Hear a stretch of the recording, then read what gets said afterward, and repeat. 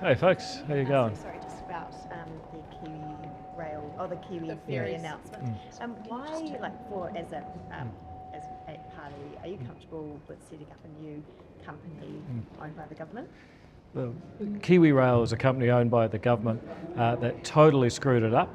We're now going to do a deal for a fraction of the price. That's a huge win for taxpayers and also for South Islanders. Critically, the option of private investment or a mixed ownership model remains on the table. So I'm really actually quite happy with where we've got to. Is Kiwi Rail though that incompetent and can't set up a procurement process for something it runs? Well, it was nearly $4 billion at the last count for them delivering this project.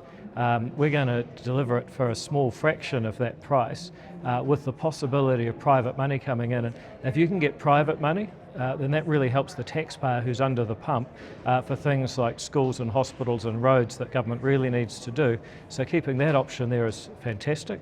You can't have private money mandatorily, because if it's mandatory for people to put their money in, that's a tax, which is what we're trying to avoid. How confident are you will get that private investment and when?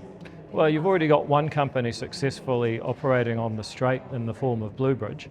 You might see someone come along and say, we'd like to buy into this with the government's help and create competition, reducing the impact on the taxpayer. So look, fraction of the price, private money options open. I think it's a very good result. No budget, no new ferries, no budget, no timeline. How can the public see this as anything but a shemozzle? Simply because a shemozzle was paying nearly $4 billion for boats that might not have even fit in the harbour. We're now going to do it for a fraction of the price, keep the options open for private money to relieve the taxpayer, and we get the ferries. There are no ferries though, no ferries, no timeline, no. There are two ferries that operate until 2029. There's also Bluebridge competing. Those are the ferries that we have. We've now put ourselves in a position to get the orders in to have the ferries built before the existing ferries reach the end of their economic life. Is Winston Peters the man to solve this ferry fiasco?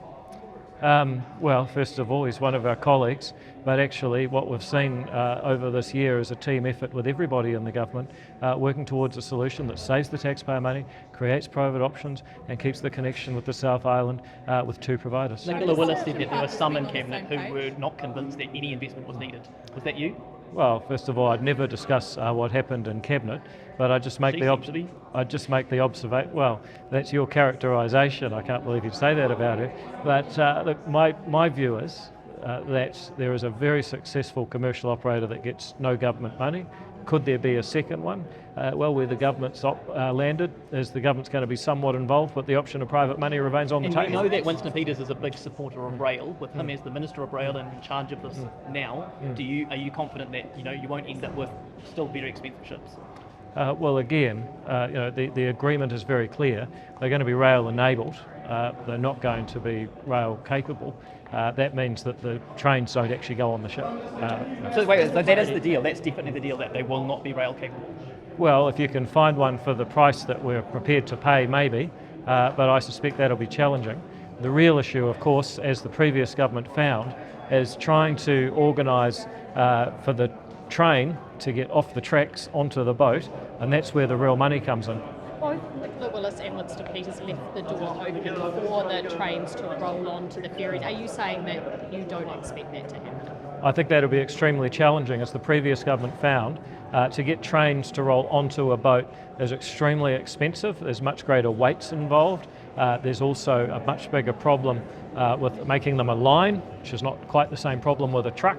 And finally, the trains are extremely heavy, so your capacity on the boat is dramatically reduced if you have a whole lot of 20-tonne wagons on before you talk about cargo. That's why the rest of the world puts the crates or containers on the boat and leaves the trains at either side. When Winston Peters was asked whether it would be a breach of the coalition agreement to not have them, the trains actually rolling onto the ferry, he said something along the lines of, we don't go into these things to lose them, implying that it would be a loss if they were not able to roll onto the ferries. What do you take of that? Do you think there's going to be a coalition agreement breach? You know what I think? I think a whole lot of New Zealanders going into a hard Christmas after a tough year, a lot of people worried about their jobs and prices and where next year's going to lead them. I just think what they want to see is a government that works together and solves problems, which is what we've got today. So that matters more than delivering on a coalition agreement? I think what matters is having a government that is coherent, where everyone works well together. As soon as people talk about you win, you lose, I just think people actually want results. They know that this country faces some serious challenges. They want us to rally together. You say the ferries will be cheaper, but then you use that $4 billion figure. Will it be cheaper than $3 billion or cheaper than $4 billion? Oh, it'll be a fraction of $3.2 billion. And just to be crystal clear, you do not think that these will be rail roll-on? Well, I think it'll be exceedingly challenging, given the various practical challenges.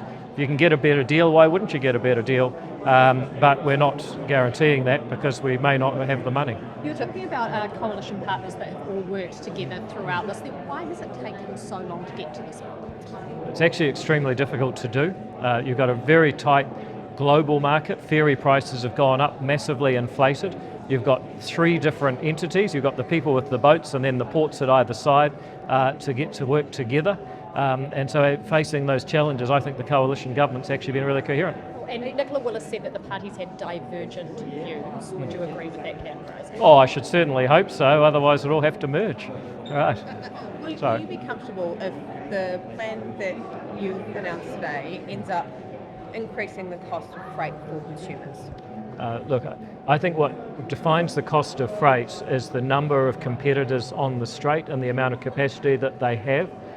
We are not going to decrease the number of competitors or the capacity that they have, and that means that the supply is still there. The other thing that sets the price is the demand, and I certainly hope demand will go up because there'll be more business getting done in New Zealand. Doesn't what also sets the price is how long it takes to unload and unload a ship? Like how much manpower is involved, how much you have to pay people to do that job? Well, that affects the capacity, doesn't it? If you want to talk about the amount of freight going across, at the moment the biggest issue is reliability of the existing ferries. Getting those replaced makes a big difference. I talk to people in the logistics industry. They say that a very small portion of their freight is able to go across the strait using Kiwi Rail's ferries because they have reliability issues. So they either use coastal shipping, trucking, trains that load their containers onto other ships, or actually in the case of one logistics company, they actually have their own plane that just continually flies between Auckland and Christchurch to take freight that way. So, yeah. One of the main freight companies, Mainfreight, has said that it's going to increase the cost of containers by $150 to $250. How's that not going to impact consumers? Well, what you might find is that Mainfreight, being probably the most successful and entrepreneurial company in logistics and perhaps in New Zealand history, if you look at their share price, has 4 years to figure it out, and they may say that now, but I'd bet you that they'll back themselves and they'll do it. Can I just quickly ask about what happened in the House last night with the fast track bill, where the clerk said that this should be considered as a private bill? Obviously, the Speaker of the House overruled him on that. What was your view on that? Well, first of all, I hesitate to comment on the ruling of a speaker, but I just make the point that this fast track bill is there for projects that have a regional or national benefit. So the idea that these are private projects, that they don't have a public benefit, you can't get a project into this bill unless it has a regional or national benefit. So I would argue that the Speaker got it right, but of course he doesn't need me to do that because he's the Speaker. Are you comfortable with Kiwi Rail maintaining the operation? Sorry if you've been asked this before. So I might have a better answer this time. So, are you comfortable with Kiwi Rail maintaining the operation of the Inter-Island service once the new boats are procured?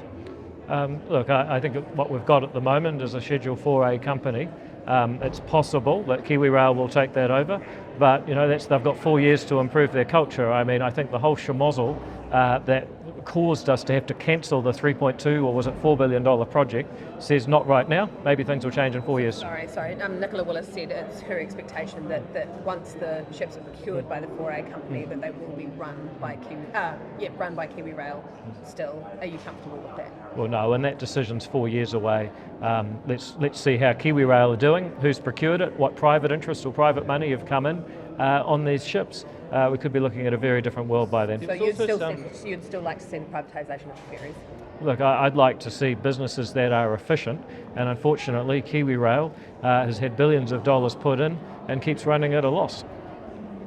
All right. Nicola Willis sort of seemed to indicate that there was one party in the coalition that didn't think there should be ferries. Was that yours? No, there's been no one that said that there shouldn't be ferries. Publicly owned ferries? Well, the question is, how do we get the best value out of taxpayer money? I just make the observation there's one company that manages to run a pretty reliable ferry service with no public money. That shows it's possible. I make that point to people frequently. Are you asking them to put a bid in? I beg your pardon? Are you asking them to put a bid in to operate the Inter-Islander as well? I'm certainly not, and I don't think the government is making those kind of explicit approaches. However, what you'll see in the policy announcements is we've left open the possibility private participation. If you can get private money in, save the taxpayer who's under the pump for schools and hospitals and roads and things that people really need, then that's got to be a win-win. Would $900...